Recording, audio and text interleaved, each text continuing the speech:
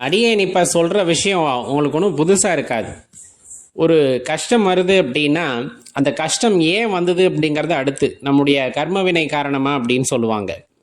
ஆனால் அந்த கஷ்டத்தை தீர்க்கறதுக்கான வழி அப்படிங்கிறது உங்கள் பக்கத்துலேயே இருக்கும் அப்படின்ட்டு நிறைய பேர் சொல்ல கேள்விப்பட்டிருப்பீங்க.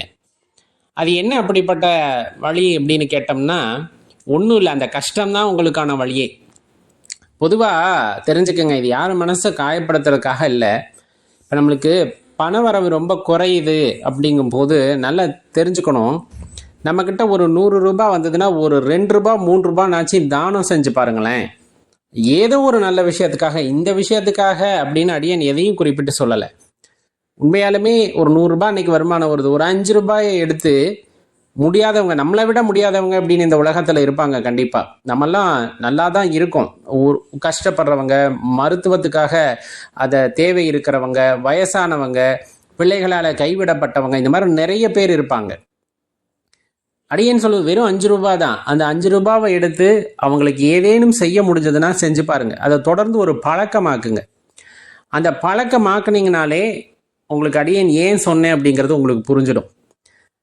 உங்களை தேடி பணம் வரும்.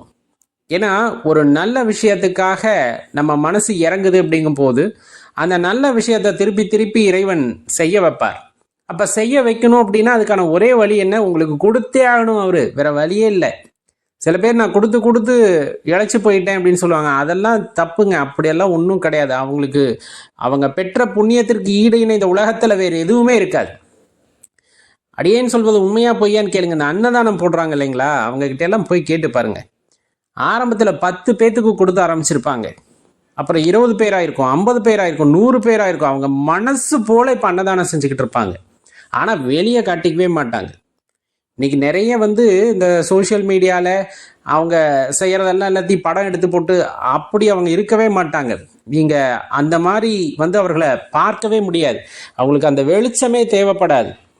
ஆனால் செய்வாங்க. செய்வதற்கான சக்தியை இறைவன் கொடுத்துக்கிட்டே இருப்பார். காரணம், ஒருத்தரோட பசி ஆற்றுவது, அதுலேயும் இரவு நேரத்தில் பசி ஆற்றுவது அப்படிங்கிறதெல்லாம் ரொம்ப மேன்மையான விஷயம். அதனால தான் சொல்கிறது, அடியேன் திரும்ப சொல்கிறது, ஒரு 100 ரூபாயில் 5 ரூபாய் எடுத்து செலவு பண்ணுங்கள். 1000 ரூபாய் வருதா, ஒரு 10 ரூபாய் 15 ரூபாய் எடுத்து பக்கத்தில் பசியால் வாடுறவங்களுக்கு கொடுத்து பாருங்கள். அந்த பண பிரச்சனை அப்படிங்கிறதே தீரும். நம்ம வீட்டில் என்ன தாந்திரிக பரிகாரம் பண்ணாலும் வராத பணம் ஒருத்தருக்கு நீங்கள் எடுத்து கொடுக்கும்போது கண்டிப்பாக கிடைக்கும். சில பேர் இதை சொல்லியே என்ன பண்ணிட்டாங்கன்னா கொடுத்து கொடுத்து ஏமாந்துறான் அப்படிலாம் இல்லை. இறைவன் எப்போதும் யாரையும் ஏமாற்ற மாட்டார்.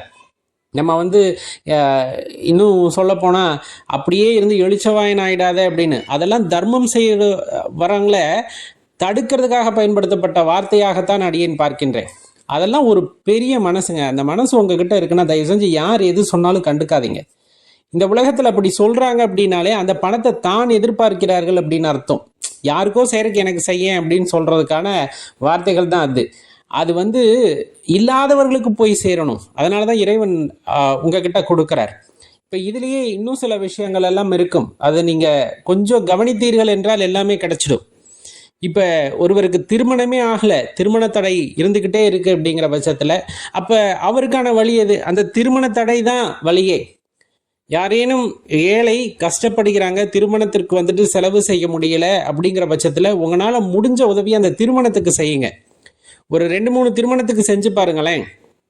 உங்களால் எவ்வளோ முடியுமோ. நீங்கள் மொய் வைக்கிறீங்க இல்லையா, மொய்ன்னு எழுதாதீங்க, சும்மா வச்சுக்குப்பா, நீ கல்யாணத்தை நல்லபடியாக பாரு அப்படின்னு அந்த உதவியை நீங்கள் செய்ய ஆரம்பிங்க. உங்கள் கல்யாணம் தானாக கூடி வரும். இப்போ குழந்தை பேர் தள்ளிக்கிட்டே போகுது அப்படிங்கிற பட்சத்தில் ஏழை எளியவர்கள், அந்த கர்ப்பிணி பெண்கள் மருத்துவத்துக்கு கூட வசதி இல்லாமல் இருப்பாங்க, இல்லை அந்த முறையாக மருத்துவ சிகிச்சை எடுத்துக்க முடியாமல் இருப்பாங்க, வளகாப்பு செய்யக்கூட அவங்கக்கிட்ட காசு பணம் இருக்காது. அப்படிப்பட்டவர்களுக்கு அந்த வளகாப்பு அல்லது சின்ன சின்ன விஷயம், வளையல் வாங்கி கொடுக்கறது, அவங்கள ஒரு சின்ன சந்தோஷப்படுத்துறது, இந்த மாதிரி விஷயங்களை நீங்கள் பண்ணிக்கிட்டு வர்றீங்க அப்படிங்கும்போது கண்டிப்பாக அந்த இறைவன் கருணை அப்படிங்கிறது அந்த கர்ப்பிணியின் ஆசீர்வாதத்தினால் மனசார அவங்க வேண்டிப்பாங்க. வேண்டணும்னு கூட இல்லை, அவங்க படுகின்ற அந்த சந்தோஷம், அந்த சந்தோஷத்தை உங்களையும் இந்த பிரபஞ்சம் அனுபவிக்க வைக்கும். அதுக்கு நீங்கள் தயாராகணும். அப்போ இந்த இடத்துல ஒரே ஒரு விஷயம், ஒரு கஷ்டம் வருகிறது அப்படின்னா நல்லா தெரிஞ்சுக்குங்க, அது நம்ம எடுத்து வச்ச அகலக்கால்னால் வந்ததுன்னா அது ஒன்றும் பண்ண முடியாது. பேராசையினால் வரக்கூடிய கஷ்டத்தெல்லாம் ஒன்றுமே பண்ண முடியாது. அது நம்ம தான் அந்த செலவீனங்களை குறைச்சிக்கிட்டு கஷ்டத்தை குறைச்சிக்கணும். ஆனால் எதிர்பாராமல் வருது இல்லையா, அந்த மாதிரி மருத்துவ செலவு வருதுன்னா மருத்துவத்துக்கு கஷ்டப்படுறவங்களுக்கு உதவலாம்.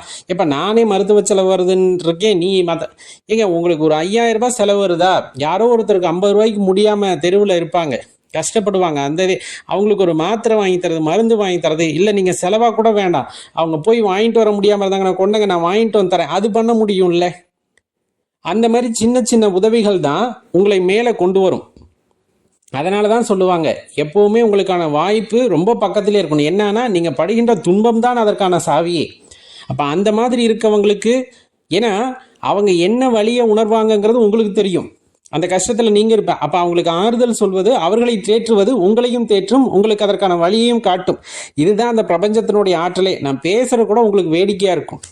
இதெல்லாம் சாத்தியமா, அதெல்லாம் சாத்தியம் இல்லாதது, இந்த காலத்தில் அப்படி இப்படின்ட்டு நிறைய பேசுவாங்க. அடியேன்னு சொல்வது சத்தியம். இதை நம்புபவர்கள் நம்பலாம், முயற்சி செஞ்சு பாருங்க. என்னைக்குமே நம்ம செய்கின்ற தர்மத்தினால், நீங்கள் வைத்திருக்கின்ற இந்த பெரிய மனதினால், யார்கிட்டமே இல்லாத மனசு உங்ககிட்ட இருக்கிறது. இப்போ நான் சொன்ன இந்த குணமெல்லாம் உங்ககிட்ட இருக்குன்னு வச்சுக்கோங்க. ஒருத்தரோட கஷ்டத்தை பார்த்து நீங்கள் கஷ்டப்படுறீங்க, அவங்களுக்கு அந்த கஷ்டத்தை போக்கணும்னு நினைக்கிறதெல்லாம் இங்கே இருக்க 800 கோடி பேர்கிட்ட எல்லாம் இல்லை. ரொம்ப செலக்டிவாக ஒரு 1 லட்சம் 2 லட்சம் பேர்த்துக்கிட்ட, இல்லை 1 கோடி பேர்கிட்ட அது இருக்கும்.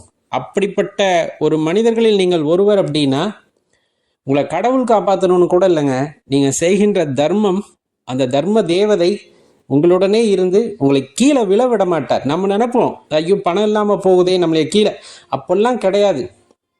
ஏதோ ஒரு சூழ்நிலையில் நீங்கள் செய்த அந்த தர்மம் உங்களையும் காக்கும், உங்கள் தலைமுறையை காக்கும்.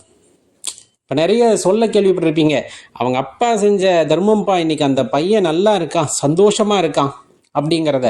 அவங்க அப்பா தாத்தா செஞ்ச பாவம் இன்னைக்கு இந்த குழந்தை கஷ்டப்படுது. இது அந்த ஒரு ஃப்ளோ சொன்னாலும் நம்மளுக்கு புரியாது. இது அப்பா செஞ்சது மகன் செஞ்சது அப்படிங்கிறது கிடையாது. அவங்க செஞ்சது அவங்கவுங்களுக்கு வரும். இருந்தாலும் அப்படிப்பட்ட குழந்தைகள் வந்து அமைவார்கள். நம்ம என்ன செய்கிறோமோ அதற்கு தகுந்த குழந்தைகள் தான் நமக்கு பிறப்பார்கள். நம்முடைய சந்ததிகளில் அவர்கள் வருவார்கள். அப்போ நீங்கள் நல்லது செய்யுங்க, அந்த நல்லதுக்கு ஏற்றார் போலவே உங்கள் மனசு சந்தோஷப்படுவதற்கு ஏற்றார் போல அந்த குழந்தைகள், அந்த வாரிசுகள் வந்து அமையும். சில நேரங்களில் நம்மளுடைய வாழ்க்கை அவ்வளோதான், அதுக்கப்புறம் அந்த சந்ததி வேண்டாம். ஏன்னா நீங்கள் ஒரு எக்ஸ்ட்ரீம் லெவல் புண்ணியத்தை பண்ணுறீங்க அப்படிங்கும் போது அந்த பிறவி போதும் அப்படிங்கிறத இறைவன் முடிவு பண்ணிட்டா அவங்களுக்கு முக்தியை கொடுக்கணும்னா சில பேர்த்துக்கு அந்த மாதிரி முக்தியை கொடுத்துருவார். அந்த வாரிசுகள் இல்லாமல் சில இடத்துல போகும். அதெல்லாம் வந்து எல்லாத்துக்கும் ஒரே மாதிரி இல்லை. சில பேருக்கு அது கர்மவினை அப்படின்றதாலும் சில பேர்த்துக்கு இறைவன் முக்தி கொடுக்கின்றார். சில பேர்த்துக்கு இறைவன் முக்தி கொடுக்கின்றார். போதும், இந்த பிறப்பு உனக்கு போதும், இனிமேல் நீ இன்னும் தொடர்ந்து எதுவும் அனுபவிக்க தேவையில்லை, நீ வந்து என்னை அடைந்து விடு அப்படிங்கிற அந்த ஒரு பாக்கியத்தை, அந்த ஒரு சத்தியத்தை உங்களுக்கு கொடுக்கிறார் அப்படிங்கிறத மட்டும் மனசுல வச்சுக்கோங்க. அப்ப நம்ம செய்ய வேண்டியது அப்படின்னு பார்த்தோம்னா, இல்லாதவர்களை பார்த்து விட்டால் மனம் இறங்குங்கள், உங்களால் இயன்றதை செய்யுங்கள், கண்டிப்பா இறைவன் துணை இருப்பார், உங்கள் கஷ்டத்தை போக்கி விடுவார். உண்மை அப்படின்னு பட்டா செய்யுங்க, இல்லை தப்புன்னு உங்களுக்கு தோணுச்சுன்னா விட்டுட்டு போயிடுங்க. ஏன்னா எல்லோரும் இதை எடுத்துக்கொள்ள முடியாது. யார் வாழ்க்கையிலே இந்த மாற்றம் வர வேண்டும் என்று இருக்கிறதோ அவர்கள் இதில் உள்ள உண்மையை உணர்ந்து கொள்வார்கள், இதை தெரிந்து கொள்வார்கள். அதை செய்யும் பொழுது அவர்கள் அந்த பலனையும் அனுபவிப்பார்கள். இந்த பலனை அனுபவிக்கக்கூடிய ஆத்மாக்கள்ல உன்னதமான ஆத்மாவாக நீங்கள் இருப்பீர்கள். நல்லதை செய்யுங்க, நல்லதே உங்களுக்கு வரும். உங்கள் கஷ்டங்கள் தீரட்டும். எல்லாம் வல்ல அந்த இறைவனை சிவபெருமானை வேண்டிக் கொள்ளலாம். சிவாய நம.